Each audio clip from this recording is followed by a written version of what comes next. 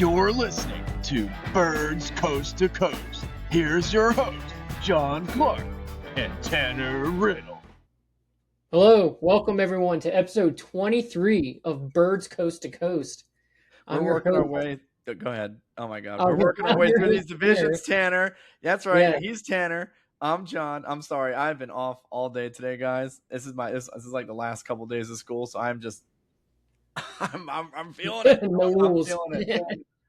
So for those who don't know, I've moved. I don't know if you guys noticed the wonderful backdrop that's changed. Now we're in an upstairs bedroom. So a lot of boxes. It's pretty cluttered in here. I'm trying to make it as clean as possible for my backdrop, but honestly, it is a wreck. This little 3 by 3 feet of space is the most set up space I have in this entire room. It was just honestly, it was a nightmare just getting my internet set up. I had to wait like 3 different days and like find out differently that the Spectrum box doesn't even like connect to my house. So I didn't know that. I didn't know that like Spectrum, like you had to like have it service your area to, I don't know. Anyway, long process, but we're here. We're here to talk about the AFC South. You excited? I'm as excited as I can be about this division. Me too. Me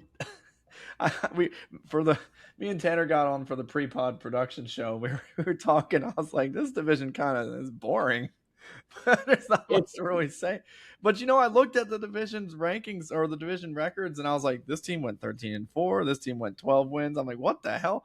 Well, it didn't seem like they were that good, but there were a lot of teams that had great stories last year. So, I mean, of course, I'm talking about the Colts. I'm talking about the Texans, and I'm talking about the division winners, the Jags. It's always funny because like the team that stuck out in my mind the most to me last year wasn't even the Jags or the Texans. Surprisingly, it was the Colts. Does that stick out to you the first? I don't know, because of like the Daniel Jones thing. Yeah, because they started 7-1. Daniel Jones was an MVP candidate, if not front runner. Yeah. So yeah, I'm right there with you. So yeah, include the Colts in there with the 13 win Jaguars and the 12-win Texans. So. Okay, so I mean, you know what? We're just going to go ahead and talk about each of these teams, how they went in the season, what they added in the offseason, and kind of do like a quick little prediction as to what they might be doing in this season, and wrap up with a bold prediction, kind of like what we've been doing. We didn't find an AFC South correspondent. Shocker. If you know any AFC South fans, please let me know, because I don't know any, and I don't know if Tanner knows any, and I don't think I've ever met anyone who is any of those fans' teams. I had to go find a forum or something. I don't even know. Have you ever met anyone who's a fan of any of those teams ever? There was a bar back home that my dad would go to, and there was a guy who was a Jaguars fan. There you go. Today, but just some random guy. This was before any like Trevor Lawrence, let's try to jump on the bandwagon type thing. I swear there was a guy in high school who used to walk around with a Jags jersey. I never talked to him, but I remember seeing him. He would wear like a Jags jersey like once in a blue moon. I'll just see him walk to a completely different direction of the school.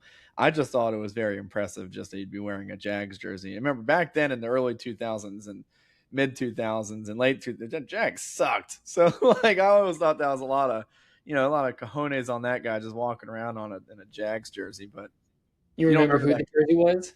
What? Do you remember what jersey it was? Dude, I'm not even kidding. I think it was a Brunel jersey. What? No, I think it was a Brunel jersey because I remember being confused because at that time of our lives, like Mark Brunel was on the old Redskins at the time. Yeah. So, like I remember thinking to myself, why does he have a Brunel jersey? And I was like, oh shit, he's like actually like he used to be on the Jags.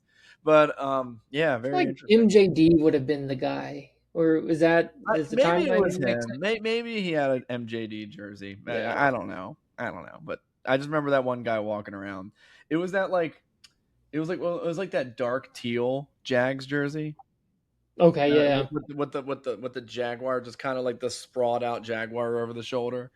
But yeah. Anyway, we're gonna go through each of these teams, kind of talk about how they all wrapped up, and I guess we should probably start from the bottom up, just because there was an interesting development from the Titans, who went 3-14 this year, which is crazy because they actually, Tanner, what can you let our fans know what exactly was the intriguing thing about their finish this year, and how they got, I guess, their draft selection? It was a kind of unique setup that we don't really see often. So each of the top 4 picks all had the same record. Is that what you're talking about? Yeah, it was crazy. Yeah, 3-14. So you're probably thinking, well, how do you what's the tiebreaker? It's not head to head. It's actually strength of schedule. And the tiebreaker actually goes to the team who had the easier schedule. So I think the idea is, if we both went 3-14, I must be worse if I played easier opponents. Yeah, that makes sense. It's also something you can't control either. Yeah. So even though the Titans did beat the Cardinals this year, the fact that they beat us head to head actually played zero role whatsoever. Other than pushing us up one, had the result been the other way, then actually that Titans game actually prevented them from having the first overall pick. And boy, was that Titans game a doozy, if I remember correctly. Was that the game where they threw the pick and then the guy kind of dropped the ball after he intercepted on the Cardinals? Yeah, what a crazy game. Yeah, was that also the game that was the running back dropped the ball early? Yep, that was all the same game. That was also Kyler took a snap to the head. The last play of Kyler's career. All the same game. Jeez, what a moment. I went to that game in person too. So I guess we can talk about how the Titans fared last year. Again, they went 3-14, so they were pretty terrible. From what I remember, it was Cam Ward's. It's interesting. It was the first overall pick. They got Cam Ward, and I'm going to be honest. I didn't love what I saw. He seemed like a loose cannon. He seems to have all the physical traits that you want in a quarterback. But man, early on in the year, he would rip that thing, and I didn't know where it was going. It would go 5 feet over the receiver's head. He would throw it way too hard. I don't even know. But I do know that his receivers definitely did not help him. He suffered from a lot of drops, if I remember correctly. And towards the end of the year, you could see the wow plays start to come out. I recall a play or so later in the year where he scrambled all the way towards the right side of the field and threw across his body towards the back middle of the end zone and found the guy open in the end zone. It was one of those plays where it's you don't teach someone to do that, but it ended up working out well for him. And I was like, oh, okay, this guy's got some talent. He was first overall for a reason. So the dude's talented. I'm not going to say he's not talented. I just think there was nothing around him that could actually, help him develop as a quarterback. And that explains why they kind of made their choice in the draft to take their receiver, Carnell Tate, because it looks like they need to see if Cam Ward's the guy. And, well, you got to put young, healthy, great playmakers around them to figure that out. Now, if I remember correctly, their defense was bad too, right? It wasn't just poor showing on offense that let them down. I don't know if it was just... Yeah, I think the 3-14 record was a group effort. Sounds about right. Yeah. As far as the season went for them last year, I think you still got to build around Cam Ward. Like you said, he's got a lot of talents and skills that you probably can't teach. He's got really good arm talent. There are plays where it leaves you thinking, wow, Patrick Mahomes, Josh Allen, those might be the only guys who could actually make that play. I know the type of player, the type of quarterback you like, and I just know that that's not your flavor, your cup of tea. There's just those across the body throws that no coach would ever teach you to make. And sure, it works once, but you're gonna probably throw interceptions, a couple more times for every good play. And I get that, and I'm with you there. Some of it's frustrating. I'm definitely a little bit higher on him than you are, but you got a pretty low bar for a guy who went first overall. You weren't just, I don't think you were really excited at all. As far as the skill positions around him, didn't really have much. To go with Carnell Tate at 4, I don't think it's the most egregious thing to do. It wasn't the strongest draft, but in a perfect world, he probably is one of those guys who goes between 8 and 12, maybe. And again, I think we're nitpicking here because, if he's good, he's good. Like just take him at 4 or whatever. I do think though Need probably played a big role in their evaluation of him, taking him 4th overall. So it'll be interesting because he was a good player and he was productive, but he's actually never been wide receiver 1 at Ohio State. He's been behind Jeremiah Smith. And he will be walking in as wide receiver 1. So that'll be interesting to see what kind of like workload that looks like for him. He's now going against every team's best cornerback. They made a couple additions on defense that were interesting. They made a trade with the New York Jets, player for player, which is kind of rare these days. They got Jermaine Johnson for Devondre Sweat straight up. Yeah. It definitely addresses a need, I think, from edge support. I'm drawing a blank. Who's the number 98 for them? Jeffrey Simmons. I mean, maybe Devondre Sweat was more of a luxury for the Titans, given that they have Jeffrey Simmons. Yeah, it'll be interesting. I mean, it'll be a fun team to watch, I guess, just to see the progression that Cam Ward could make. Personally, I think their biggest changes were probably in the coaching staff more so than personnel.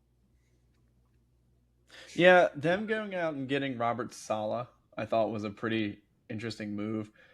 He's had an interesting career. He started off as, I believe, the 49ers, not started off, but he kind of made his name as the 49ers defensive coordinator a few years ago, back when they had that like amazing defense about 10 years ago or so. And he was kind of seen as like the leader of men type. And, look, the San Francisco defense was legendary. I mean, we had guys like Navarro Bowman, Patrick Willis. I mean, what was that defensive lineman, Justin Smith? So, he kind of made his name out there in San Francisco.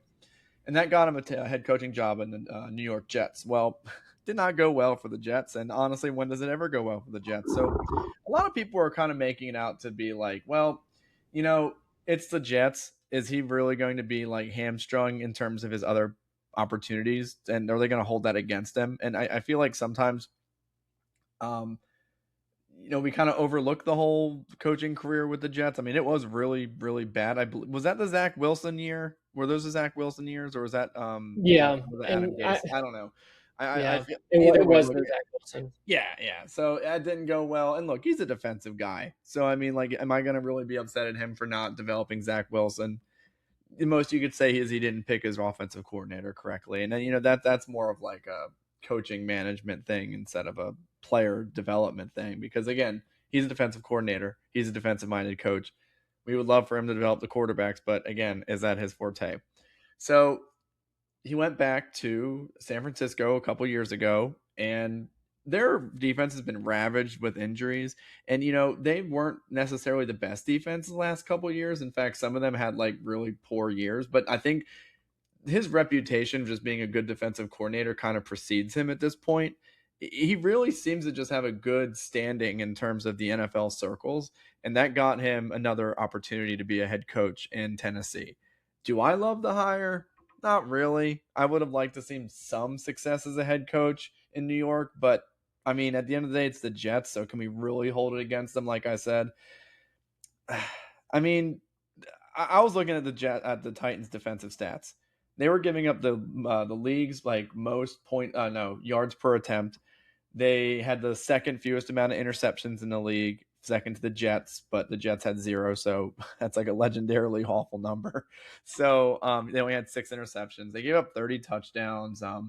They were like 8th in total passing yards given up, like 8th from worst. I mean, so they have a lot of work to do on defense. So he's got his work cut out on both sides of the ball. And I peeked around to that offensive number too, and they had the second least amount of touchdowns in the league.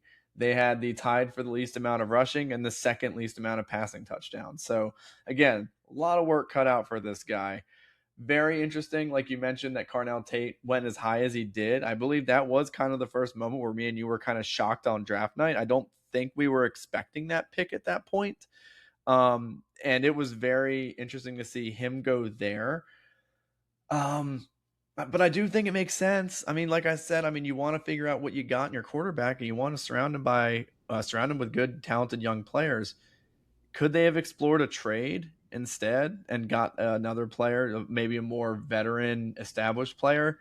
Again, am I the biggest believer in Carnell Tate? No, but does he have a high enough floor to kind of see what you got in Cam Ward? Yeah, and also a sneaky addition they signed this year, Wandale Robinson.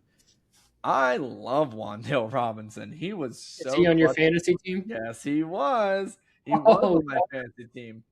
He is a reliable slot receiver, and I think him and Carnell Tate will develop into a really good 1-2 punch for Cam Ward to develop with. Are they the most freakish, athletic, stud receivers out there? No, but I do think they'll let the team see what they have in him. And I think that's really what you want to do, especially in a first overall pick. And you want to figure out before you start thinking contract extension, because again, we like to think of it's, kind of far out, but it's really not. I mean, teams can start giving out these extensions after year 3, and next season is year 3. So you got to figure out if you have the guy or not. So it's better to figure this out earlier than later. So I don't know. I think it's a good, smart move.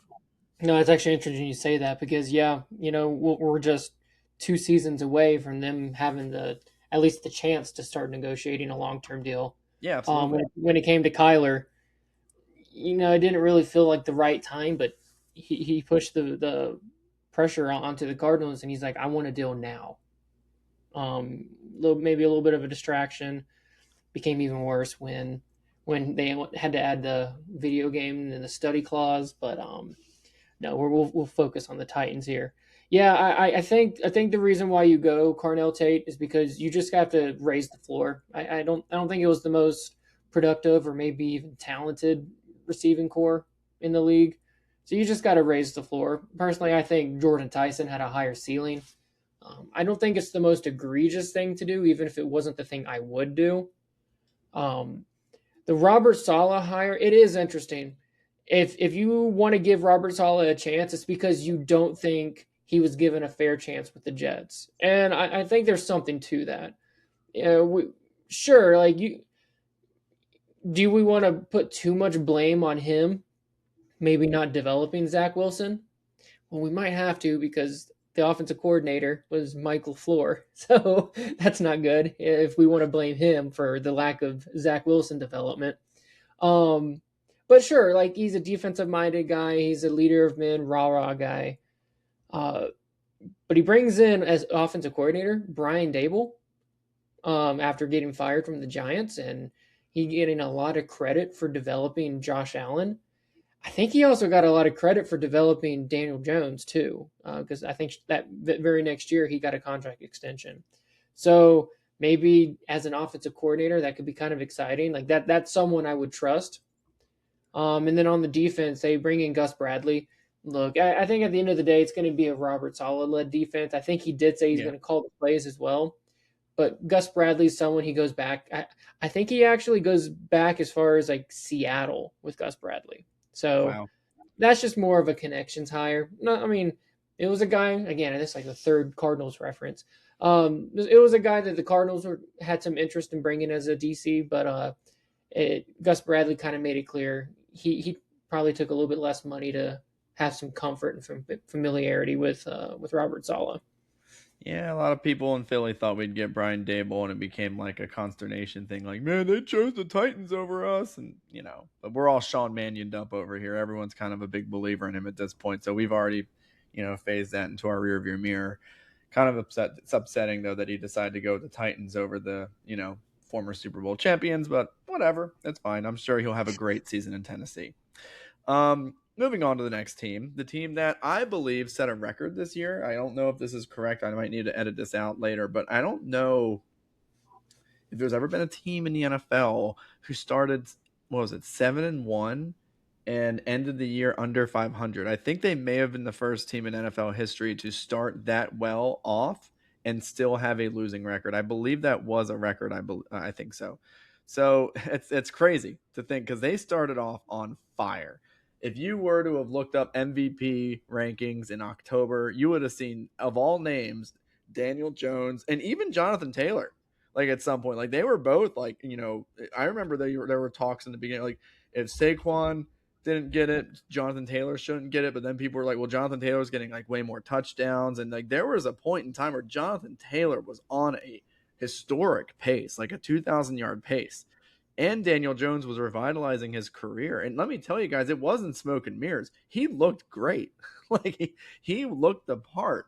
Shane Steichen had that offense humming. Daniel Jones was mobile. He was moving around. He was finding Tyler Warren and Michael Pittman. And I mean, it looked great. And then they made the splash move. They decided to go all in. It was a win now move. And they traded, I believe, what was it, 2 firsts?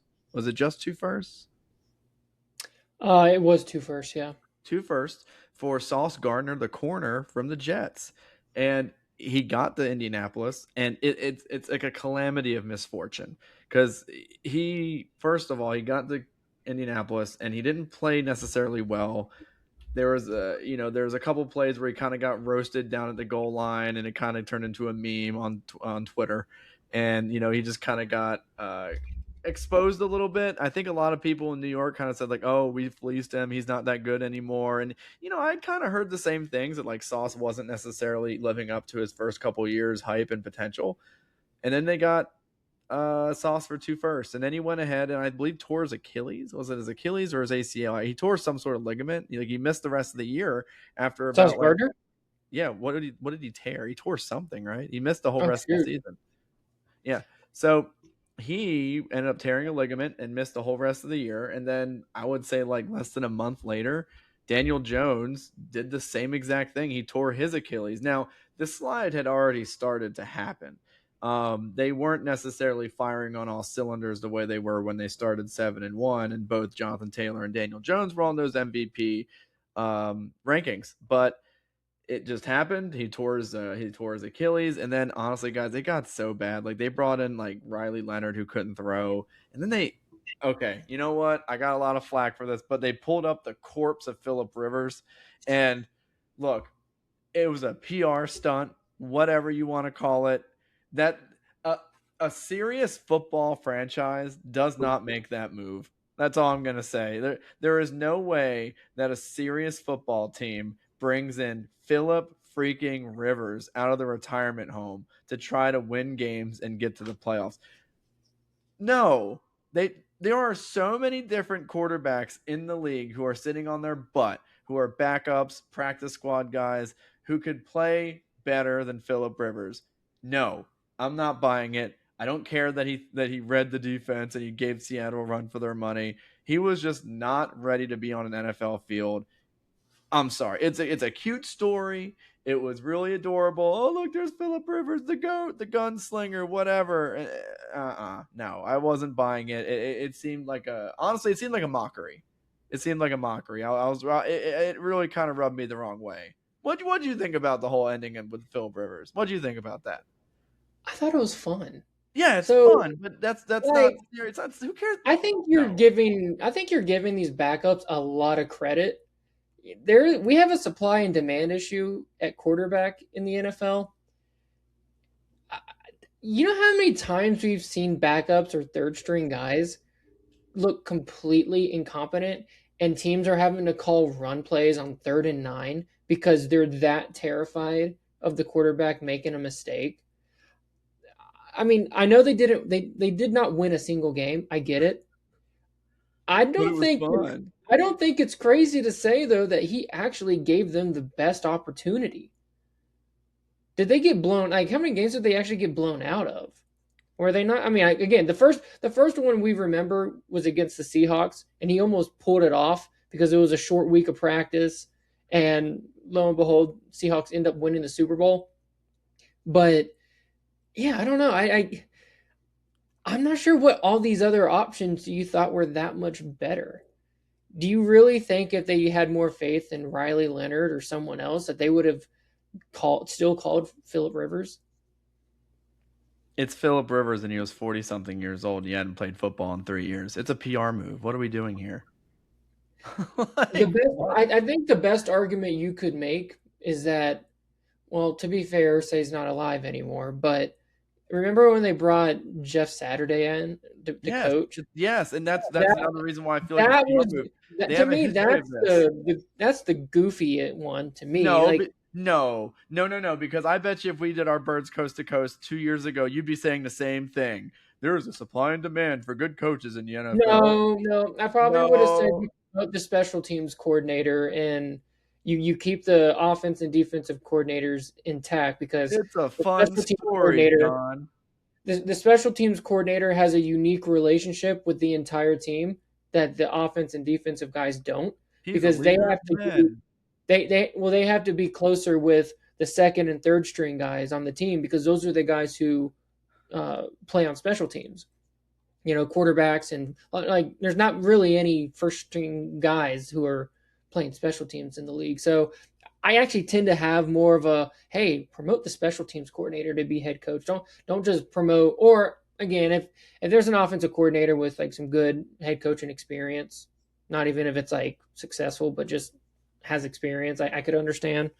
But no, getting a guy plucking him off of ESPN seemed a lot weirder to me. I mean, Philip Rivers, his game was never built on athleticism, so it's not like he's like, oh, look how much slower he is. Well, he was always slow. He was coaching football, so like this idea that you think he was like I know he had like the ultimate dad bod, but you think he like wasn't keeping the arm fresh like for his kids. And remember, he's got like 25 kids, so he's got to have some spunk to him, I would assume. His arm was weak when he left the NFL, and it didn't look like it got any stronger. Right, so like what's the difference? Did you watch the games? No, I mean, look, no. Wait, I did, but I did because I had Tyler Warren on my fantasy team. I mean, of course, fantasy team. So I'm not going to act like I didn't see like highlights, but I mean, I could see outcomes and be like, okay, they seem somewhat competent. I'm not saying they were great. The defense, you lose your quarterback halfway through the year. You're going to scramble. Like when the Cardinals, when we were 7-1 when Carson Palmer went out, and then we lost Drew Stanton, and then we lost John Skelton. We had to talk about, do we like entertain the idea of Kurt Warner? So like things get crazy. It's not. I don't know where you think all these great quarterbacks are coming from. The Cardinals have Jacoby Brissett, Gardner Minshew, and probably overdrafted Carson Beck. Where are these great? I mean, are we just that dumb? I mean, we might be, but like, if that is who we have at quarterback, where are these extra great quarterbacks coming from? Do you really think that Philip Rivers was the best option for them? I think it's fair to criticize leaving yourself in a position where he would be. Yes, but remember, that's all I'm saying. They went into the season with from an outside perspective, a legit quarterback battle between him and Daniel Jones and Anthony Richardson. I don't know if you remember, Anthony Richardson actually got put on IR the game before the Cardinals because he had an exercise ban snap on him and like take his eye out. Yeah, I remember that. Riley Leonard, I don't like. He made a run at Notre Dame to the national championship game.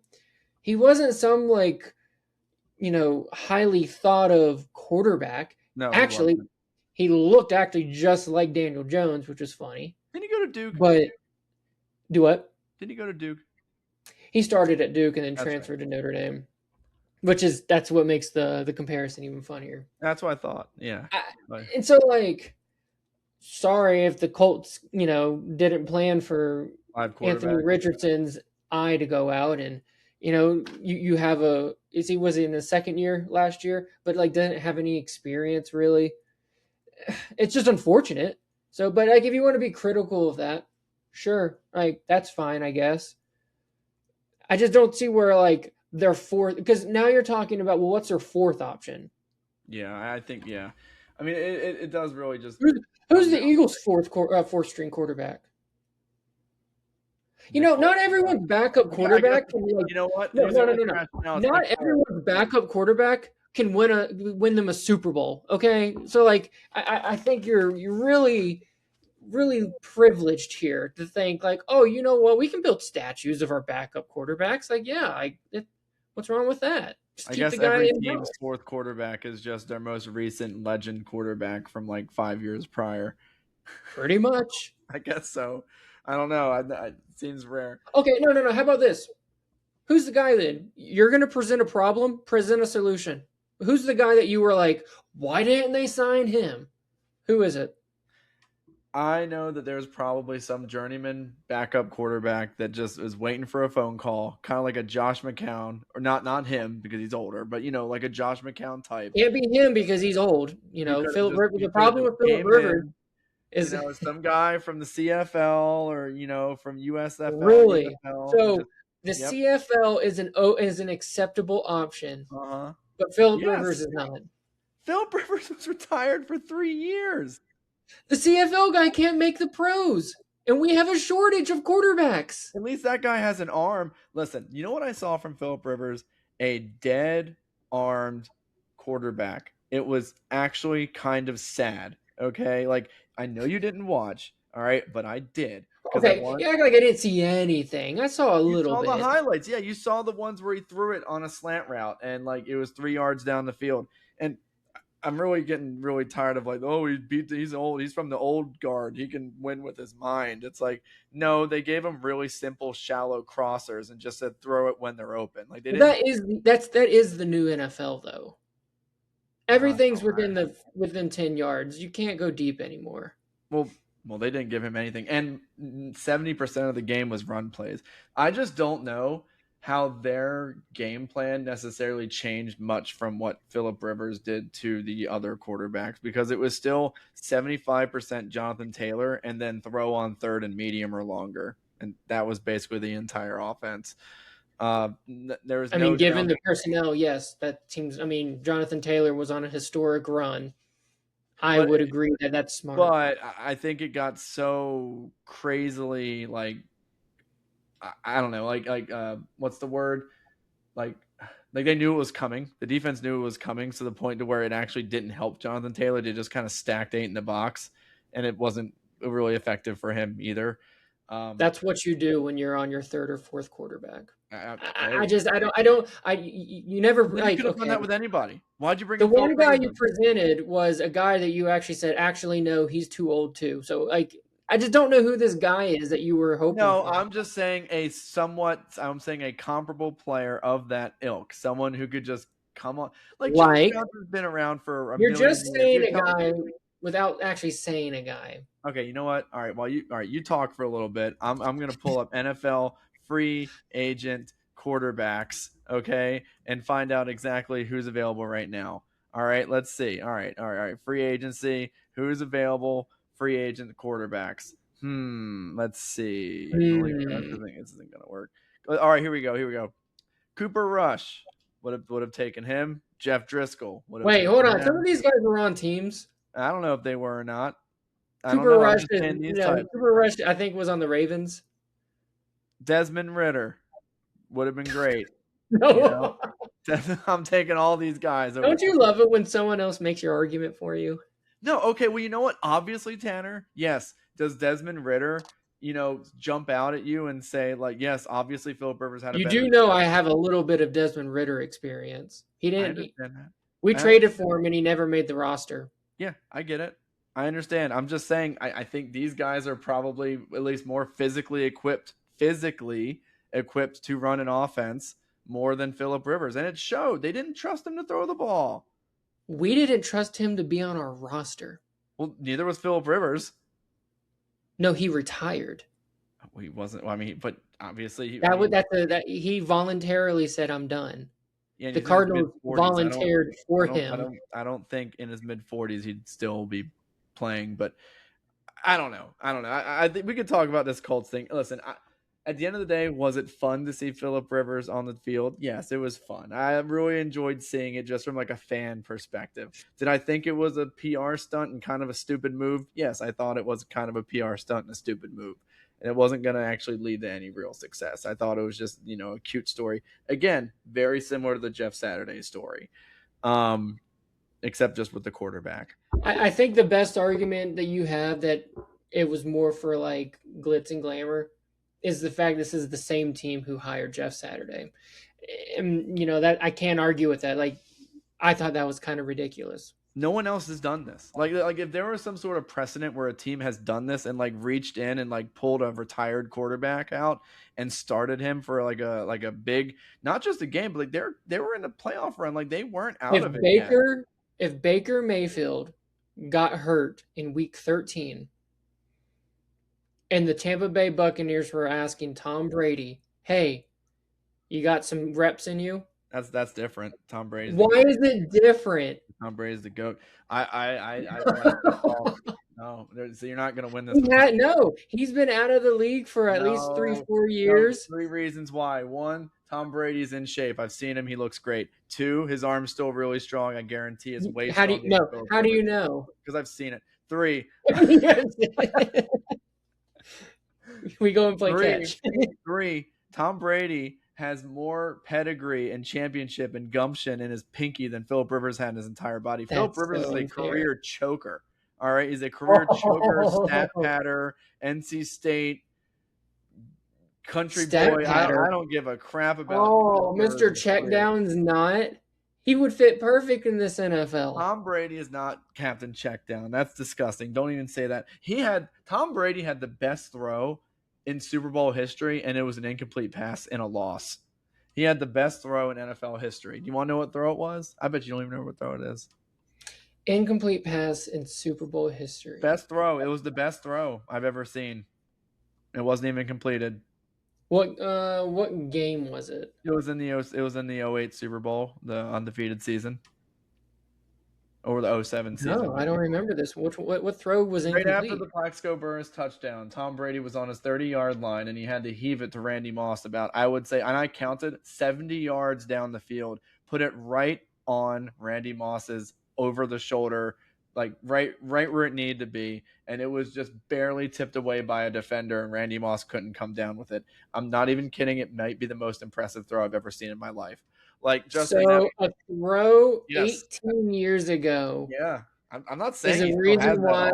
Well, no, you called him Captain Checkdown, implying he doesn't have the ability to throw downfield. He does. No, I didn't say he doesn't have the ability to do it. I didn't say Captain he Checkdown doesn't. imply? What does Captain Checkdown imply? It means that he likes to check it down. Okay. No, he doesn't need to. He does it because it's the right move, not because he can't. Well, he makes a lot of right moves then. He's the GOAT. He makes the right moves. All right. No, okay, you're right. He made a throw 18 years ago. He still got it. He still got it. Dude, I would put Tom Brady. If you put Tom Brady on that Colts team, they would have won those games. That's all I'm saying. It wouldn't have been close. Abe does not listen to this podcast. Yeah, he does. You don't have to do this. No. You don't have to do this. You see, no. Abe was a big Philip Rivers guy, so now I'm trying to no. Listen, I'm back on the Brady. All right, no, don't worry. We're not talking about third people here. No one knows who Abe is. We do though. But all right. Next team we got on the docket. We're kind of going from worst to best. We're going to talk about probably the best defense in the NFL, arguably the defense known as the Velociraptors with machine guns, the Houston Texans. I believe that was probably the coolest nickname I heard all season last year. Was the defenses from the Texans called the Velociraptors with machine guns. That's very apt. Just how they play. Led by the awesome coach D'Amico Ryans, former Bird, go Birds, Mufasa. He has just really turned around the culture of that team. He's been there for a few years now. Has he not been the coach for like 3 or 4 years? Like that's pretty. Like nowadays, coaches get fired really quick. So I mean, he's been around a little bit longer than you'd think.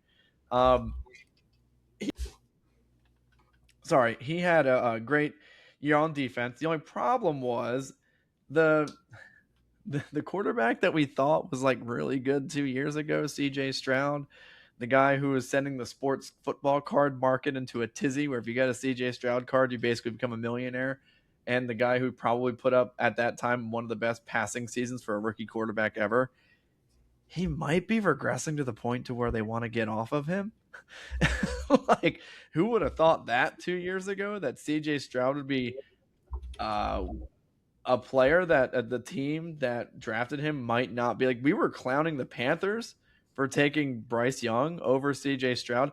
And I'm not going to like lie here. Like there's an argument to be made that you might rather want Bryce Young. Isn't that crazy to say that at this point, that like that's actually a conversation? Because I'm going to be honest, a year or so ago, that would have put you like, on like a crazy takes list or something. But yeah, CJ Stroud really let down the team. Like that defense led them to that 12-5 season. And the offense on the Texans was kind of lackluster, led by their underperforming, what was it, third-year quarterback, fourth-year quarterback? I don't know. Year three. So what did you notice about the Texans? I mean, I feel like I kind of summed it up decently. Great defense, lack of offense, question marks. I'm with you. If you told me after CJ Stroud's rookie year that in year 3 that the Texans were a quarterback away from winning the Super Bowl, I would have said you're crazy. He had such a good rookie year. I think if the Texans could, they probably would have gone ahead and signed him to an extension right then and there. It was that impressive. So yeah, that defense was really good. The Velociraptor with machine guns is great. I mean that's going to, they have like what the purple people eaters, and they have the steel curtain, and I don't remember if it was Velociraptors with machine guns or Velociraptors with AK-47s. It may have been AK-40. I don't know which weapons it was, but it was cool. It was cool to see. And they're again, both terrifying. They play like it. They're fast and they're vicious. And the cool thing about their defense is it's not one player. Like they work as a unit. And that's why I think D'Amico Ryans is such an important piece to all this. Like he is the chef to this defense. Like, yeah, do they have great talented players like Will Anderson and Derek Stingley? Of course. Like those are all pro players, but 2 players is not what a defense makes. Like a defense is a unit. It works together, knowing and understanding the scheme, the system, and playing within your roles. Like this is not just hey, we have great talent, therefore great defense. Like we have great talent and they know how to play within their system. They did that and won 12 games by themselves. Like it was incredible. So yes, I do believe it. As crazy as it is, they are kind of a quarterback away. I believe there were trade conversations that even you were kind of discussing, like would even like maybe the Cardinals take a shot at CJ Stroud and kind of take a couple picks as well to kind of get them off that contract. Do you think CJ Stroud could be on the move after this year if they don't really like what they see? So I think they picked up his 5th-year option. Yes. Probably should try to confirm that. And because they have to. You had to have already made that decision like a month or so ago. But he's under contract for 2 more years. Let's just say he has another year like he did this year. You do still have him under contract for 1 more year after that, and 2 additional franchise tags if you need it, which is not unheard of. It's not common, but it's not unheard of. So do they have to move on from him? Given the talent they have on defense, if you're still asking that question next year, I think it's fair. I did propose the question. I was wondering, would either side, would the Cardinals or the Texans? And the reason why I say it from a Cardinals perspective too is you don't trade for him unless you're anticipating giving him an extension. And who does this sound like? We literally just cut Kyler Murray. And a lot of the reason why it was so difficult is because we gave him an extension and so much guaranteed money that we had to eat $50+ million. Would that not feel very similar if we had traded for CJ Stroud and then signed him to a big old extension? Mm-hmm. He would have a lot of leverage because at that point we would have already spent good draft capital to attain him. So do they have to? No, I don't think so. If he has another year though, like he did this year, I think it's still a question. I don't think they have to sign him to an extension if they're not comfortable with it. Like I said, you have 2 years right now plus 2 additional tags. That's essentially 4 years of a controlled player without having to truly guarantee anything long term. So I don't think they have to. I will say, as again, this is my 4th or 5th Cardinals reference. It's a little hard to watch how good their defense has been. Because I don't get me wrong, Derek Stingley's great, but look at the two guys that come off the edge for them, Will Anderson and Daniil Hunter. Obviously, we had an opportunity to draft Will Anderson, but we traded that right to the Texans so we could move back, which later resulted in us getting Paris Johnson and an additional first round pick. And I don't actually disagree with the move. Even looking back at it, I still think it was good process, even though give me Will Anderson every day. But Daniil Hunter was also available in free agency a couple years ago when we had a glaring need at edge. And I thought we were a prime candidate to just overspend for him. Come to find out, his wife is from Houston. So there were some like hometown ties to it to where I don't know if money mattered. But as someone who was a big, hey, let's draft Will Anderson and let's sign Daniil Hunter to a really big contract, it does kind of hurt to hear them say like, look how great this defense is after getting the two guys that you wanted to make, your foundational pieces. But yeah, I think what makes this defense so special is not only do they have those two guys, but even on the back end, you got Derek Stingley. Kamari Lassiter's been a pretty decent cornerback too. He's going to get a lot of attention when you have a cornerback one as good as Stingley. They did sign Reed Blankenship, which is an interesting move for them. Exciting whites. He did not go to the Cowboys, but he probably went to the next team that we probably could have seen happen. I think he probably fits pretty well there. Didn't get a monster deal, but no, I don't think we were expecting too much. Listen, I love Reed, but he is like one tick above replacement level safety. Like he was an undrafted free agent. He got the most out of his playing time in the Eagles. He came in for C.J. Gardner-Johnson, picked off Aaron Rodgers in one of the Monday night games. And he just kind of assumed like that kind of like leadership role, just like he's a typical not so athletic, sure tackling safety, and he was good for the team, a glue guy, and I'm glad he got a contract, but I wasn't expecting him to break the bank, and I'm sure D'Amico Ryans will love him on that defense because he's going to play within the system and just be another guy that doesn't, try to freelance and he's going to make exactly the play that needs to be made at the moment. He won't be the most athletic guy on the field, but that team is full of literally, like we said, velociraptors with AK-47s. So I don't think he needs to be one of the most athletic guys on the field. He just needs to be the guy that kind of pulls it all together and is like a leader for the team, which again, he is. Reed Blankenship's a good leader. So not a big move in terms of finances, but I do think it'll help them. I do think it'll be a stabilizing force. Oh, I think it's a perfect fit for both sides. You mentioned how you think that D'Amico is going to like having Reed, and I think Reed's going to like having D'Amico and the rest of that defense. Yeah. Not that I'm ever in the room, but I could probably imagine a scenario where Reed probably takes the offer from the Texans, brings it back to Howie, asks what he can do, and Howie probably tells him take that Texans deal. That's a good deal. I guess it's like no hard feelings. I think you're a good player, but we just can't do that. That's a good deal. So yeah, little Eagles ties there. So yeah, the defense is awesome in Houston. I don't really see that changing much next year either.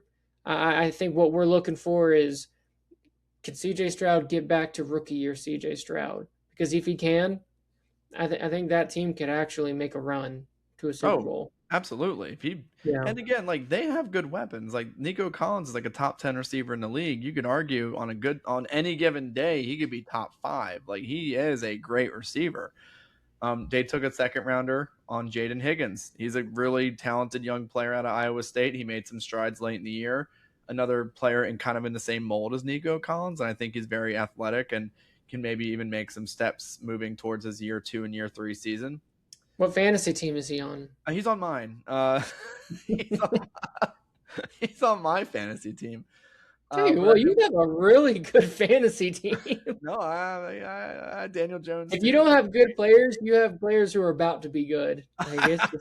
Listen, I am perpetually a year away, and I'm very excited. I'm always excited. But anyway, the running back situation was weird. Like Joe Mixon got hurt, and then he just never came back. It was weird.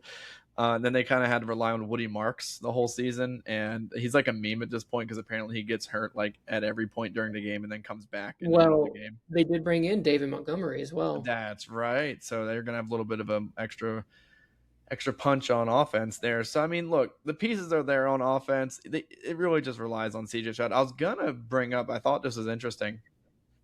You know, like how they say like teams have championship windows, and that's usually predicated on like the quarterback.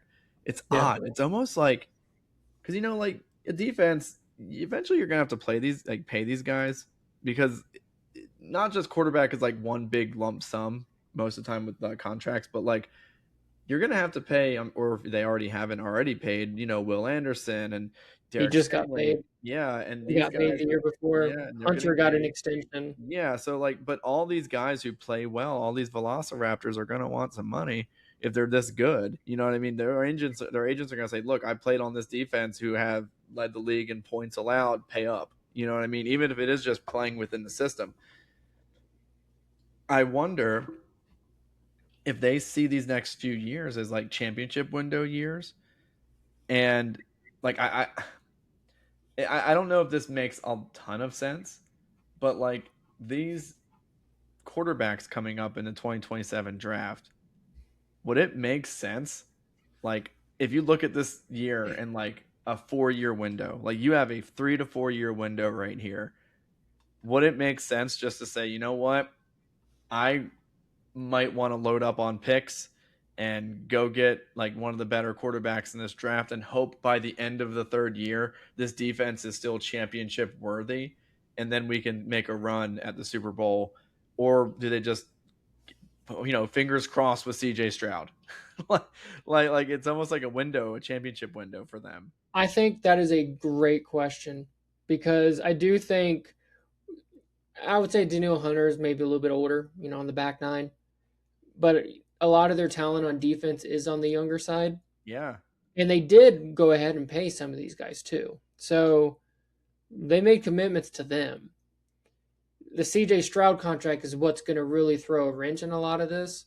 And the CJ Stroud contract would have to make you make tough decisions on some good players too. It may cost you a Nico Collins or something like that.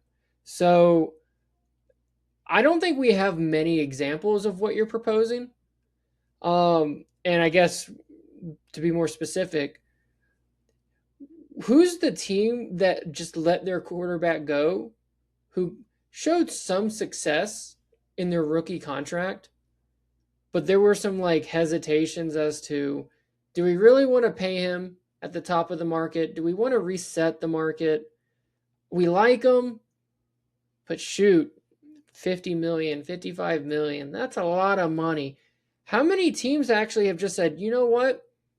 We'll let you walk, or we'll go ahead and trade you at your value being what it is now. The best example I come up with is Kurt. That's a good one. Yeah, I was going to say Kirk Cousins. Interesting. I really like the Baker one. Baker actually took the Browns to the playoffs that year, that's a big accomplishment. Yeah. But really, again, other than these two guys, I mean, can you think of anyone else? And I will say, like, the Baker one was clearly in pursuit of Deshaun Watson. So, again, that doesn't really change too much, but they did it because they were looking for not necessarily a cheaper guy. Like, I don't know if they were unwilling to pay Baker.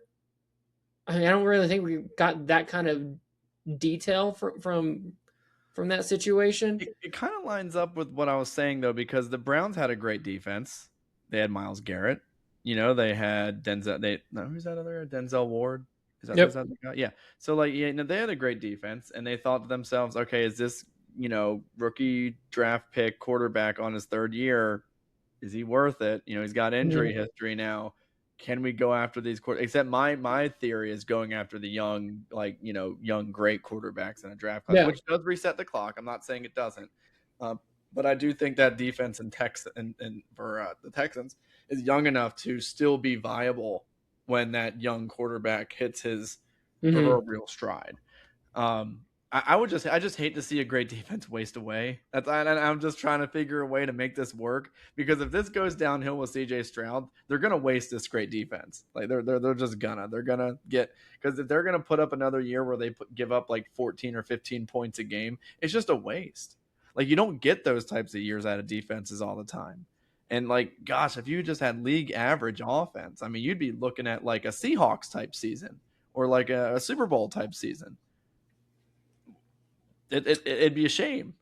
Oh no, I don't disagree. You were, I did notice you were leaning towards more of the, hey, let's actually go cheaper. Whereas the Browns Baker situation was, oh no, we're going to dish out money. We're just going to give it to someone else. That's I think the big thing here. Whereas in Washington, when they let Kirk Cousins walk, and this was the leverage that Kirk Cousins bet on, he kept signing the franchise tags, which makes it more difficult to trade. And because he ended up signing 2 franchise tags, and a third franchise tag would have been like 200% or something like crazy. It's one thing to do like 125% of your prior tag. It's another thing to like go that far beyond. So yeah, they pretty much had to let him walk because they weren't able to get a long-term deal done. But they ended up going with like a Dwayne Haskins type shortly after, I think. I get your logic, especially with this next draft class coming up. Seems to be, more highly anticipated than the last two. I think there are some fans who are really like kind of burnt on like how the last 2 drafts have gone at quarterback. It feels like these last 2 years have been one quarterback drafts. And even for you, even in 2024, it was, or 25, you were even kind of iffy on the one quarterback. So yeah, I think some fans are probably like, oh yeah, don't be counting on great quarterbacks every year. It's like, well, there will eventually be some good guys, come through. I do like what you're entertaining here though, is saying, hey, if the team like a Cardinals is desperate enough to, if they want to pay CJ Stroud, like, go for it. The way they got Deshaun Watson the first time is I believe they had a pick in the mid to low 20s, and they traded up to go get a guy. Mm-hmm. So I don't see why they can't do it again. Yeah, the Texans are a really interesting team. I'm really intrigued to see what direction they go, especially considering they won 12 games last year just strictly on their defensive prowess. I really think that if that maintains the same, assuming their schedule is favorable. I don't know if they had an easy schedule last year, but I already looked at the conferences they're playing, or the divisions they're playing. The AFC South are playing the AFC North this year and the NFC East, so that's kind of a tough pull. And I think that kind of leads us to our final team, the Jacksonville Jaguars, a team that a lot of people were super surprised by. It was Liam Cohen's first year as head coach, and he really developed that team into a really great squad. They won so many more games than I thought they were going to. Like, I kind of thought they'd be like maybe like an 8-ish win team. Then they win 13 or 14 games. They won a ton of games last year. They won 13, winning their last 9. Wow. Like, yeah, they really came out like a bullet train and just took the Colts by storm and just kind of ran away with the division at the end. The funny thing about this team was, if you were to told me at the beginning of the year that the Jags would have won 13 games and won the division and finished super strong, I would say, man, Trevor Lawrence must have been playing like a top 5 quarterback. I don't know if he was. like he did fine. And look, I'm a longtime Trevor Lawrence, yeah, I'm a hater. I'll just say I'm a longtime Trevor Lawrence hater. I just thought he got way too much hype. Can I guess? Yeah, can I guess why that is? Why is the hair? Yeah. No, I think it's because after his freshman year, everyone said, like, no, this guy's going first overall whenever he's eligible. And you're like, really? We're already, like, I think this is actually, I said after. I think people were saying that before his freshman year. And he was on a very good Clemson team. Mm-hmm. And yes, I do think that version of Trevor Lawrence in college was more of an engine than he was as a trailer. If you're kind of catching my metaphors here, I think in the pros he feels more of like a trailer than he does like an engine. he was great in college. Like he looked special.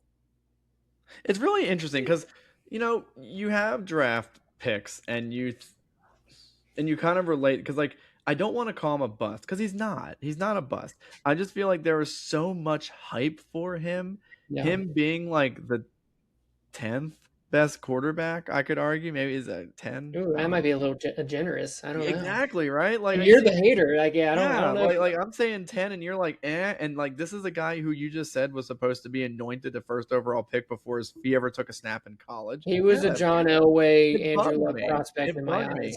And he didn't wear socks. That bugged me. I was gonna I hate it when college players don't wear socks. But no, I hated it.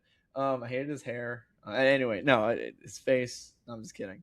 No, I really did give Trevor Lawrence not the most fair shake of things at first, and then he got in the league and wasn't that great, and then Urban Meyer kind of like imploded, and then Doug Peterson was bad. It wasn't really a good fit, so he hasn't really had a great shake of things in terms of coaching and players put around him. But I do think he did kind of come into his own this year. His receivers still necessarily didn't like thank him a ton, like help him out a ton. Like he did suffer from a lot of drops a couple years ago from his receivers, and they didn't necessarily get better. His number one receiver, Brian Thomas Jr., who had like 1,400 yards as a rookie, definitely regressed his second year. They didn't really have a great. Yips. What was that? He got the yips. Yeah, he got the yips. I remember there was a game where like he dropped a couple passes that were like He was alligator arming everything. Alligator arming. It was really sad. Again, on my fantasy team, sad to see. And it was sad to see. I do think that the pieces on that team though are still good. I think they got Parker Washington's pretty good. He kind of made a great kind of run there at the end. In that Bills game, he kind of showed out with like 2 touchdowns. They got rid of Travis Etienne, but Bascal Tutin is still really explosive. Apparently, he's turning heads in camp. He was like one of those guys who was like a fast, like the fastest running back at the combine type deals. And he didn't really play a ton last year, but they shipped Tank Bigsby to the Eagles midway through the year. And Tank Bigsby was amazing, by the way, on the Eagles. He was awesome. But Tutin ended up being really good in his own right with the Jags. I don't know too much about their defense, other than I guess they just played serviceable enough to kind of keep them within games. The Jags to me felt like a team that just kind of won those like close one possession games, and they just knew how to close out games in those tight contests. They were very opportunistic. I believe they were one of the best when it came to creating turnovers, which is kind of what makes me a little nervous going forward. That seems like something that would likely regress to the mean, meaning sure, you're in the top 5 in turnovers this year, but that's not something that carries over every single year. There's a little bit of luck involved when it comes to like some teams are great, but I don't think that's something you can just take for granted if you were great one year. I think there is some luck involved in being able to create turnovers to an extent. Yeah, and you're right. Yeah, the 13-4 kind of suggests you are like a Super Bowl contender, like without a doubt. Did anyone consider them a Super Bowl contender when the playoffs started? No. I picked the Bills to beat them actually in that playoff game. So yeah, I didn't even think they'd get out of the first round, which they did not. No, you're right. And I am looking at their offense was like, let's see, I'm looking, it's like 12th or 13th in the league in yards per game. Not that great. Their one defensive highlight was they actually were the number 1 rushing defense in the league, which I thought was very interesting. I remember that because we actually interviewed their defensive coordinator, Anthony Campanelli. And so I tried to, pump myself up on him. Yeah, not only were they the number 1 rush defense, but they were the number 1 rush defense by like a good margin. Like no one else was in the 80s. Like they got 85.6 yards per game. No one else was even in the 80s. The next was 91.1 for the Broncos. So I mean, it was a really good year for them. They also Trayvon Walker. Is there really any like other big names? I mean, anyone that would. David Lloyd was a good linebacker for him. I believe he got a big payday with the Panthers. Yeah, the Devin Lloyd guy. Devin Lloyd, yeah. Yeah, it does look like also they were 8th in points per game. So I really do think this was a team that was honestly just led by their defense, a really staunch defense. and their offense was middle of the pack. I mean, we're looking at like 15th in the league in yards per game. How do you go 13-4? Again, like opportunistic defense, like you said, and good closeout one possession offensive games where they just figure out a way to win. Again, looking at their schedule, like I said earlier, they match up against AFC North and NFC East defenses. Not loving that. I don't know how that offense is going to fare against those tough batches of defenses. I could just see them going up to like Baltimore and just getting smacked, or going to the Steelers. Yeah. And even if they don't have an offense, them getting smacked, going against the Eagles in London, getting smacked by Vic Fangio. Like, In London, though, this is the Jags. yeah, I know, but like Trevor Lawrence not looking the part last year kind of concerns me. Like, it's almost in a way very CJ Stroud-ish. Like, he didn't look bad, but like if CJ Stroud played at like a 4 out of 10, Trevor Lawrence was like a 5.5. It looks like out of 10. Like, he played well enough to kind of like not lose it. It looks like he just played the epitome of game manager. Like, that's kind of what his role was last year. I think Liam Cohen did a lot of work. And the sad last year thing is, like, again, my conversation in the very beginning, do we consider this a letdown for his career? Like, if you were to tell me what he is right now, back when he was taken first overall, would you have said, yep, that's a success? I think the answer is no. I would have been disappointed. Some of the moves, like specifically in the draft, since they drafted Trevor Lawrence, it's been a little disappointing. I was very high on Trevor Lawrence. I think I'm guessing it's the hair, because he looked like Sunshine from Remember the Titans. But I was high on him. He was a player I would have wanted to tank for. But we had Kyler, for 2 years at that point. Like they drafted Trayvon Walker first overall, when I clearly would have gone with Aiden Hutchinson. Mm-hmm. Last year they made a move trading up for Travis Hunter because he's a two-way player, and they gave up some good draft capital to do so. I mean, I like Travis Hunter, but I wouldn't have made that move. That was a little too aggressive for me, and I kind of hate that, because I'm all for this younger era of general managers and James Gladstone. But some of the stuff he's doing is like, oh man, like, if this doesn't work, you're going to set back teams hiring young guys, a little bit. And that's kind of unfair. I just think it's it is reality though. So I mean, in a way, I'm kind of rooting for him to work, because I like when teams are aggressive. It makes the league more fun. I don't like teams always just sitting on their hands, just waiting for the season to start. And so I do appreciate how active he is. He seems to he comes from the LA Rams, so they kind of have a F them picks mentality. So it's just, they're a team that, it's going to be interesting to watch how they build, just from their GM standpoint, in my opinion. But yeah, like, I'm not trying to be too much of a Trevor Lawrence defender, but like you said, if you gave me what he's accomplished so far, and you told me that's what it was going to be after 4 years or 5 years, however long, I'd be a little disappointed. Yeah. He's had, again, like I said, I don't agree with everything that the team has done building around him. I do think that Urban Meyer year, I mean, that really, it was more than just a punt year. Like, that's gonna really cripple a lot of players. And the fact that next year they made the playoffs, I actually thought Doug Peterson did better than people were giving him credit for. I don't know. I mean, I'm not saying he was great, but I feel like people think he did bad. I think Doug served his purpose.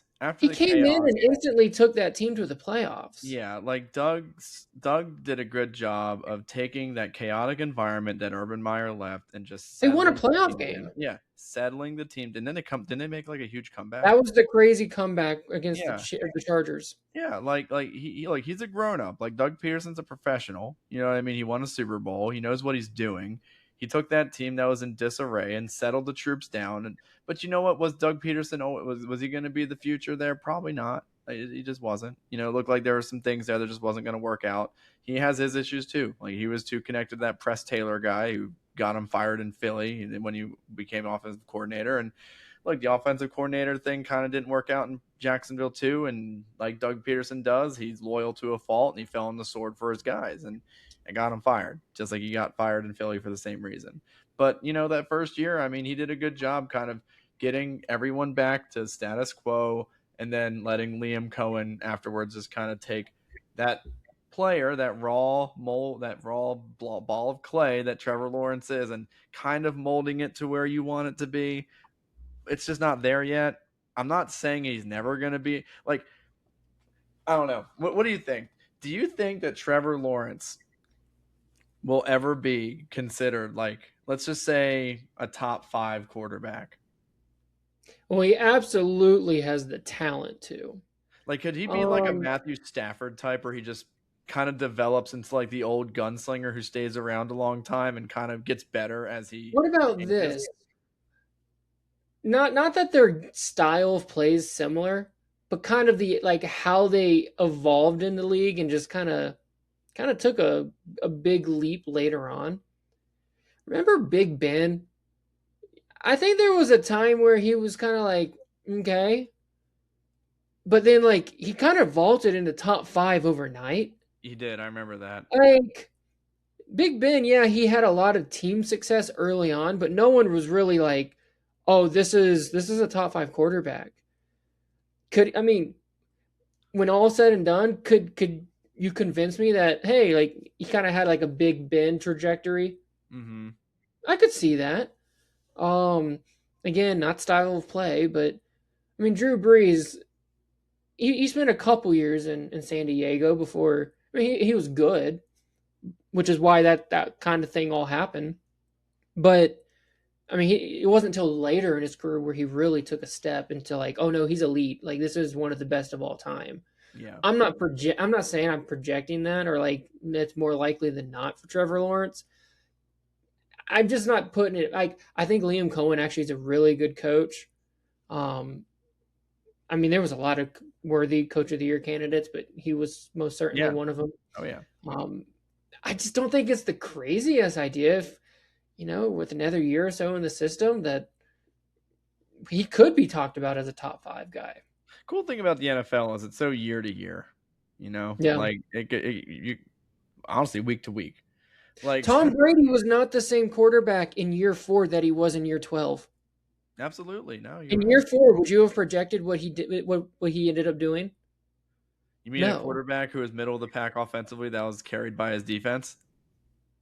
Yeah. What about that suggests that he was going to be the greatest of all time? And won a who lot could of take games. the Colts to a Super Bowl last year? No one saw that coming in 2004. Yeah, that was interesting. So yeah, I think we did a good job kind of laying out this division. Very interesting. Do you have a bold prediction for this division? Have you kind of gotten one off the top of your head? Bold prediction? I mean, I don't know how unique this is. I think the Jags, I mean, as much as we were just kind of talking up, the positive stuff about the Jags, I think they're primed for regression. Oh, I was gonna do that one. Okay, all right. Yeah. Okay. Oh no. Okay. No, that's a shared one. We'll come up with What's your number? What's your number? What do you think? What's your actual number? Is it crazy that they go like win 8 or 9 games? Oh! I don't think that's that out. Like I thought you were gonna say 6. No. I like Liam Cohen. I do like they brought back both coordinators, which is usually comforting. I don't think they lost too much in free agency this year. I think they could be a good team, but to say a 13-win team without losing too much could be in the 8 to 9 win range. Is that bold enough? I got one. Okay. CJ Stroud is benched by the end of the season. And they're looking for a new quarterback. Here's my theory. If you bench him at any point, he is on a new team the following year. Here's my theory. All right. How often do we see players have a hot start to their career, dip, and then come back. Like Baker? But he didn't really dip because of injury. I think Baker's really the only Baker's thing. story is so weird because he was a good quarterback for the Browns. He took them to the playoffs. They traded him to the Panthers for not much. And he was in a battle with Sam Darnold, which is kind of crazy to look back at. And then he was cut, I believe, signed with the Rams, almost won a game with like 12 hours of being on the team, and then walked from there. Like, Baker never really failed. He just kind of had a weird journey. Weird journey and some bad luck. Yeah. Whereas CJ Stroud, I think, was actually kind of bad at points. And I think in this most recent playoff game versus the Patriots, I think it was real discussions of like, we are worse off with him than with anyone else. Shoot, we could maybe even have a better chance with Phillip Rivers, like that bad. I'm trying to think if you're because it's a good ask. What's the comp of a guy who skyrocketed, took a dip, and then got back to skyrocketing? I don't know. That's what I'm saying. Like, is it crazy to just think he just keeps and then that's it? like, I don't know. I don't think that's because every guy I'm coming up with, they skyrocketed, they fell, and they stayed there. Yes. I was about to say RG3, but he never came back. RG, that's what's funny. RG3. That's what's so crazy. And what you're saying is, oh no, he is RG3, but RG3 never came back. So like we need to move on. And I love this question. Now I want to try to come up with an answer. No, I think I did a good. I think my rationale for my prediction's good. I think it'll just get bad enough to the point to where the Texans just throw their hands up and just say, you know what, I'm done. We're gonna go look for a quarterback next year. Whatever. Like it might not work out. So those are my bold predictions. All right, Tanner. You ready for the extra point? It's been so long. Let's do it. The extra point.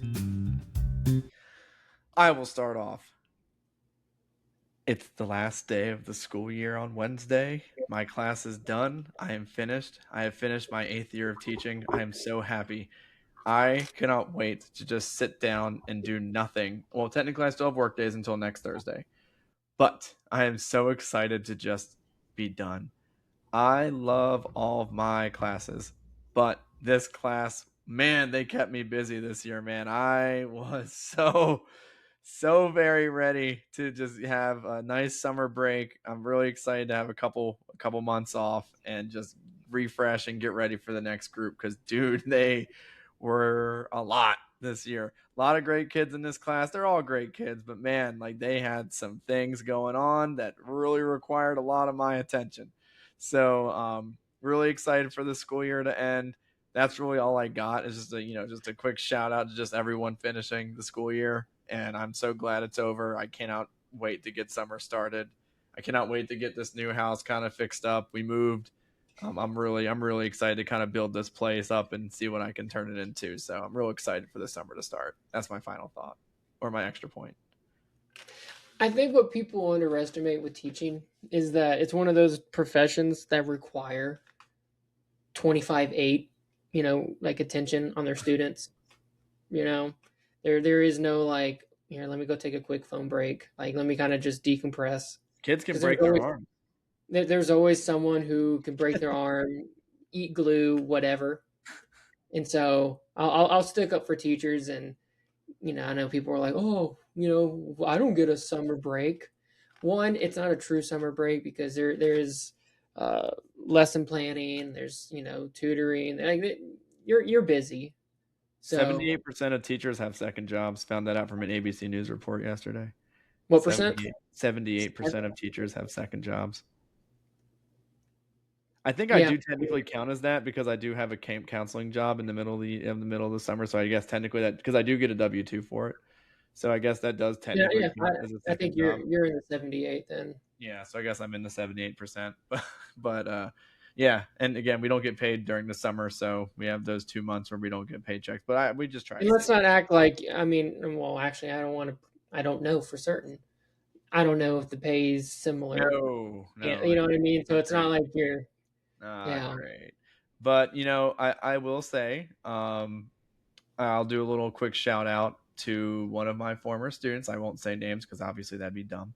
But I had one of my former students send me a message yesterday on email, and it was I just sat down, I just plopped down on my desk and opened up my MacBook, and it said a message to the best third grade teacher ever, and it's a student who's going from sixth grade to seventh grade, and they were just asking how my year was and saying that they missed talking Whoa. football with me, and they're just having a good time in sixth grade, and I hope I do well, and I hope I have a good summer. That Oh, just made me really happy. I know, I thought right? you were gonna say like a student like that just No, went to fourth grade. Like, no, no. It's a student holy who's in cow! sixth grade going to seventh grade, and they're like, "Hey, I hope you message the best third grade teacher ever. Hope you're doing great." So it's stuff like that that really like makes me happy. Like because it's like, man, they still Yeah. remember me from 3 years ago. Like that's pretty cool. So and it was one of my like most favorite students ever. And yes, we do have favorites. So it's really cool that it was them who reached out. So shout out to them, and of course shout out to my kids. Love them to death. But man, can't wait for these 2 months. All right, what's your extra point? Wow, that's awesome. Yeah, mine's not as special as that. My extra point. I wanted to talk about the Brendan Sorsby situation Oh my God. with football.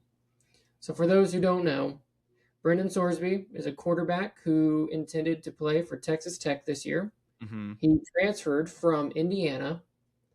However, he self-reported as making over 9,000 bets Jesus, for it, which, yeah, I mean, really comprehend like how many that is a day for over $90,000. that's insane. So I do think gambling, you can get addicted to it, just like Yeah, drugs, absolutely. alcohol, whatever. Clearly, this is an addiction.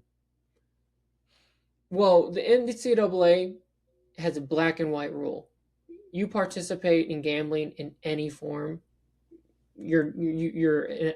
automatically ineligible. It's not even like, there's no like read between the lines.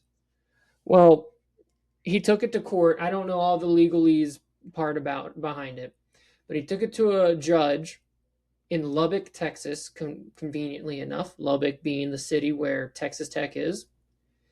And the judge ruled, probably in his Texas Tech tie, that by not letting him play college football, it would cause irreparable harm to him. So he needs to be around his teammates, around his coaches, because this is going to be part of like the healing process. Yeah. So there's a couple different ways you could take this. One, I mean, I'm genuinely sympathetic towards a guy who probably is clearly suffering from an addiction issue. Like, I don't think it's as mainstream as like alcohol or drugs or anything, but something like gambling can be harmful. And so I don't want to poo poo that. I think he deserves all the help that he needs to figure that out. Do you imagine how bad it has to be where like NIL money just wasn't enough? He had to like risk an entire college and even professional career to do something like that. You got a problem if you're willing to risk that. Hence why it's an addiction. Does this not mean though college literally has no rules now? Absolutely, Because it does. Like it opens at up what Pandora's box. point, uh, what rule can a player break in the NCAA that the right judge can't rule? If you keep him from playing college football, it'll cause irreparable harm to this individual. What's that rule? I don't think there is one. Mm-mm. It is as black and white as it can be. He broke it. He should be barred from college football the rest of his life. Should he be barred from playing in the professionals? I don't think so. And that could be a different discussion because this was a clear NCAA rule he broke while in college. He didn't break an NFL rule while in the NFL. I do think there's some, difference there, and maybe honestly I don't even know how you feel about that, but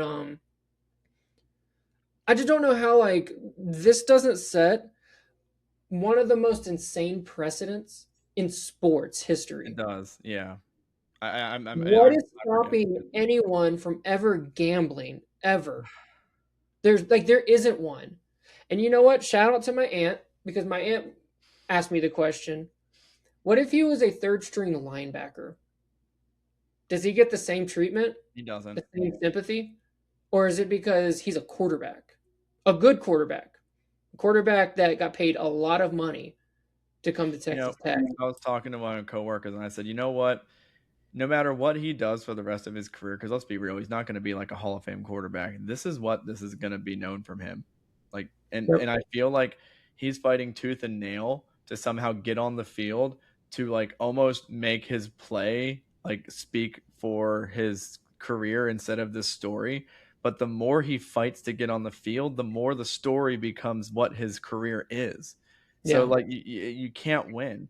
Like if he had just kept his head down, went to the supplemental draft, someone threw a couple draft picks on him. Like honestly, because here's my barometer. I said, I am like the quintessential common college football fan.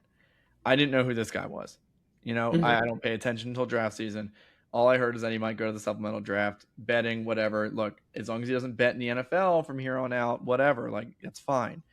NFL teams hate baggage. They hate baggage. A team would have thrown something at him if he just kept his head down, accepted his penalty, and just went to the NFL. Maybe he wouldn't have been a starter. He would have had to work for it, but he would have had a shot. Now, this is a huge story. Every game is going to be a circus. Every game is going to be his chanting, like getting like chanting and like heckling and things. It is going to become such a story that it honestly might make his case for the NFL worse had he just accepted his penalty and just went to the league this year. Like the league might just see this story and say, yeah, not worth it, kiddo. I'm not going to do it. Because now they're not going to want to bring that to the end. And think about it, like just off the off chance that like they do put this kid on the field and he has an opportunity to be like, I don't know, is he betting on games? Because like the NFL has a very tight gambling policy. Isaiah Rodgers was a corner on the Eagles on the Super Bowl team. He was suspended for 2 seasons. 2 seasons for putting on for gambling on Colts games. And he was a young, good corner. Kind of like what your aunt said. He was a corner. He wasn't a third stringer, but he was like a good, solid second string / nickel corner. And they just suspended him for 2 years. And he took 2 years to get back on the Eagles because Howie signed him in the middle of the suspension because the Colts cut him. And basically what I'm saying is the league has no problem cutting, fining, suspending, like blacklisting players basically if you bet on games. That's what's going to happen with this kid. And the more he fights is the more it's going to get worse for him. That's all it is. You know, yeah, the NFL has a strict policy. It's not a lifetime ban, though. You know, maybe it's comparable to college just because in college maybe nowadays you can, but like back in the day, you're only supposed to have a 4-year career. So like a normal ban in the NFL kind of equals like, you know, an entire college career. Yeah, I play this out. Texas Tech, they have a lot of money. They spend a lot of money, and they're going to have another good team this year. You know, they make a run in the college football playoff, and they win the whole thing. What do you think people are going to talk about? Like, there's no – I can't play any scenario where this doesn't follow him. And let's say, like, you know what, they're a meh team. The fact – I actually think this whole appeal process, it kind of does inflame it a bit. It does.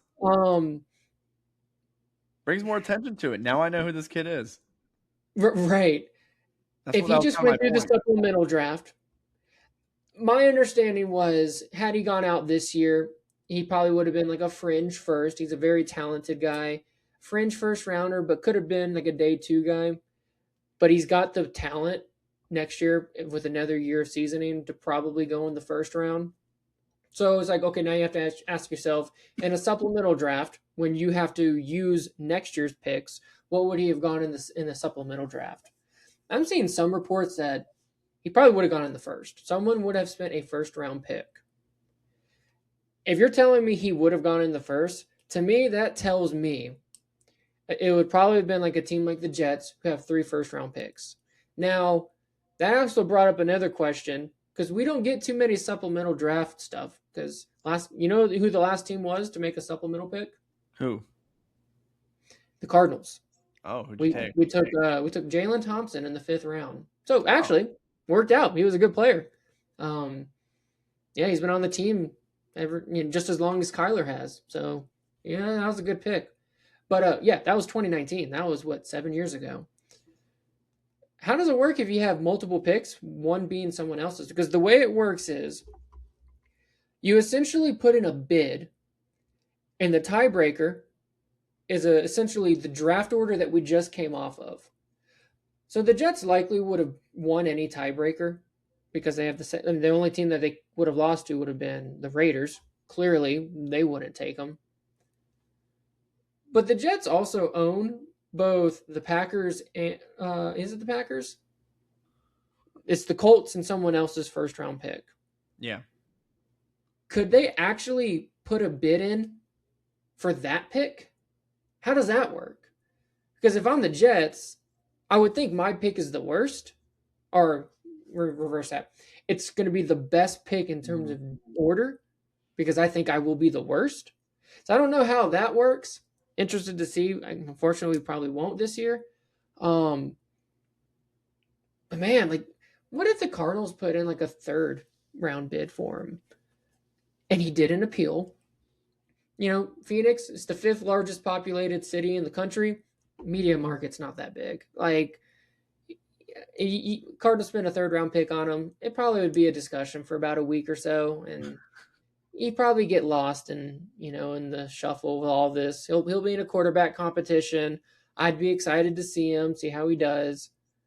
But yeah, this whole like fighting back to stay in college. I mean, I get why you want to stay in college. He's going to get a good payday, and college is a great place to develop. The NFL is not a developmental league. That's what college is for. And so I see why he would want to come back. But yeah, fighting to come back this hard, I just think it's going to be hard for him to overcome in any scenario, even ones that they win a national championship in. But then for the bigger picture of college football, there's literally no, like, if this goes through, my understanding is there's going to be an appeal. And so this could actually be all for naught.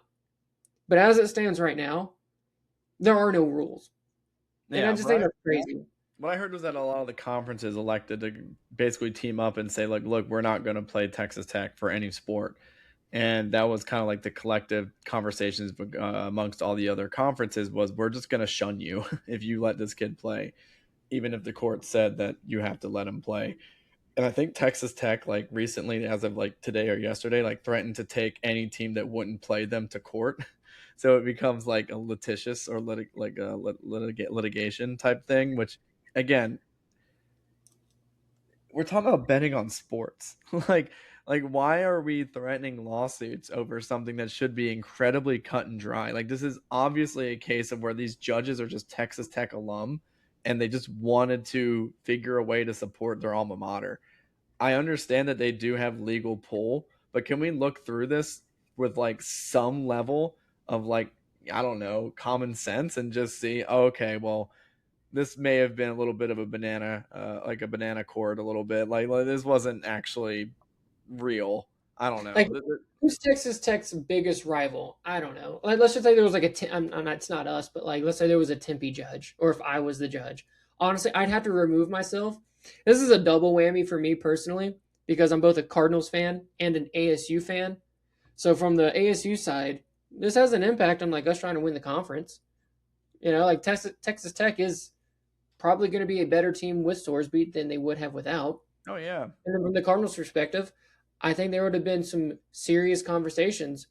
What kind of draft pick would we be willing to put a bid on for him? So I'm not saying it should have been me, but like, it is so Lubbock, Texas. Does Lubbock even exist if it's not Texas Tech? Like, it is so clear that this wasn't a fair and rational judge.